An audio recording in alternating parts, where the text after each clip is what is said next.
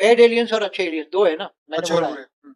तो बुरे एलियन जो हैं वो विनाश के साधन परमाणु बम उन्होंने बनाया, तो विनाशकारी एलियन तो 99.99 0.01 ही एक अच्छे एलियन है। तो वो विनाश कराना चाहते तो उनको कौन रोकेगा? वो तो परम शांति के वाइब्रेशन आत्म स्वरूप में स्थित होकर सब जाग जाए, परम शांति के वाइब्रेशन डाले, तो ये वायुमंडल सारा बदल दे, परम शांति भर जाए तो सब बदल जाए। विनाशकारी ग्रुप भी परम शांति बोले, तभी बच हो सकता है, बाकी तो ये होना है। हमारे बहु विविध ब्रह्मांड के निर्माता ने अपने ही निर्माता मतलब परम परम परम महाशिव मतलब 101 बार जोड़ो वो से जुड़ने से इनकार क्यों किया, और इस अहंकार या स्वतंत्रता के कारण लौकिक पतन कैसे हुआ, मल्टीवर्स गिरने का कारण?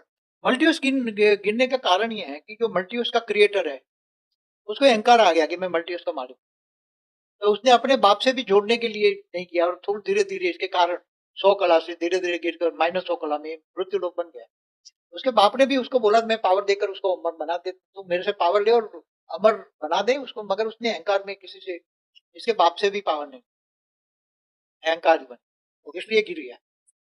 क्या यह संभव है कि वर्तमान भारतवर्ष में रह रहे कुछ सामान्य मनुष्य ही वास्तव में मल्टीवर्स क्रिएटर के अंश रूप में जन्म उनका हुआ है? मैंने एक वीडियो में बोला हुआ है 100 कला की मल्टीवर्स माना 100 कला का ब्रह्मांड, तो 100 कला के ब्रह्मांड में ग्रेट मल्टीवर्स है, ग्रेट मल्टीवर्स है, बहुत आत्माएं आई है 100 100 कला, कला की आत्मा और बहुत वो सारी है। मृत्युलोक में भी 1 2 3 जन्म से आई हुई, तो वो किस टाइप की, उसका वो टाइप कैसे होगा उसका? वो मृत्यु जैसा ही होगा, मनुष्य ही बन गई तो बन नहीं गई। मनुष्य तो ठीक है, लेकिन उसकी चेतना में कुछ तो ऐसी उस पर सॉर्ट कला आवरण है चढ़ तो गया कुछ ना, तो। 100 कला की आवरण क्या, बेहद की कला की आत्माओं पर आवरण चढ़ जाए तो उसको स्मृति स्वरूप नहीं बन सकता, उसको आत्मज्ञान हो, आत्मस्वरूप बन तो जाए। फिर वो सामान्य मनुष्य की तरह बन गई।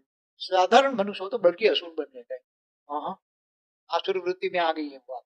क्या आत्मा का फ्यूचर रोल एक नई ब्रह्मांडीय सृष्टि में क्रिएटर सोल के रूप में होगा, जहां वह अपने पूर्व के अनुभव से नई रचनात्मक व्यवस्था स्थापित करेगी? देखो अभी इन प्रश्नों में तो एक ही जवाब है, अभी सब कुछ बदलने वाला है। क्या ब्रह्मांड परमब्रह्मांड या बेहद के अनंत स्तरों में ग्लिच होता है, मतलब असंतुलन होता है? हाँ होता है, तब तो विनाश होता है।